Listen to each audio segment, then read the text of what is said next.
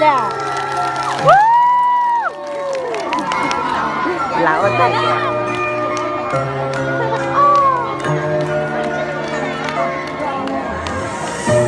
Quay cho cái góc một. Cái bơ.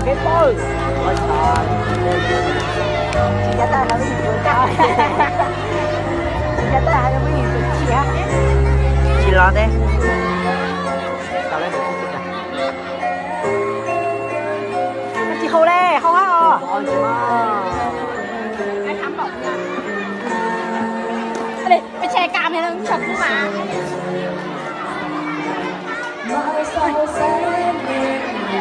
Mừng nhìn tốt hơn mình. Đấy, không đói, hay là nói.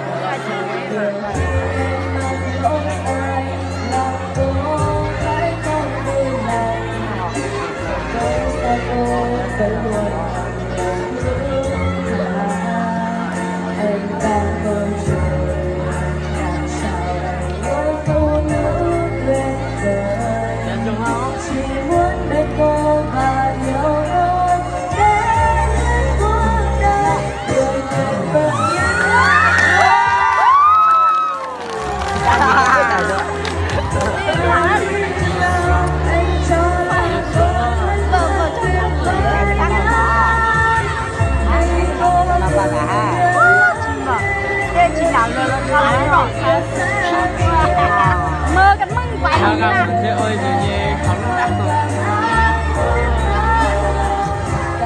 Đây đã xin ăn rồi. Tốt à? Thành mấy thứ sữa la này.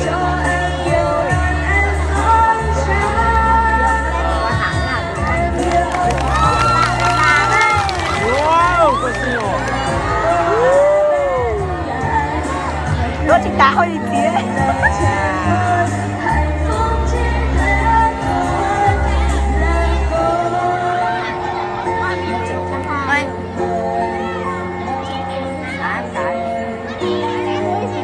Cái đó là chỉ nên là hay. Đó chỉ là ê, dùng kè nữa nó. Tôi chỉ thằng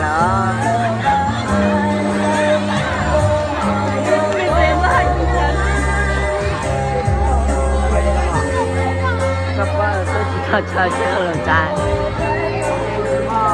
Em tình trái lắm vậy. Nhà đẹp bạn.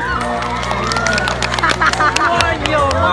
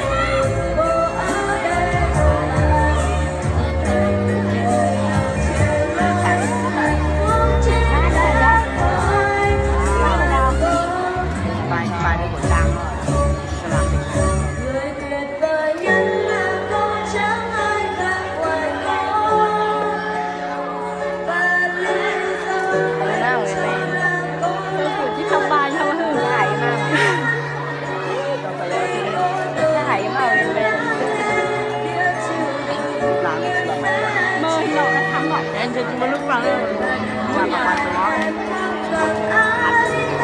Tapi mau tuh, tuh dia nonton. Wah, kena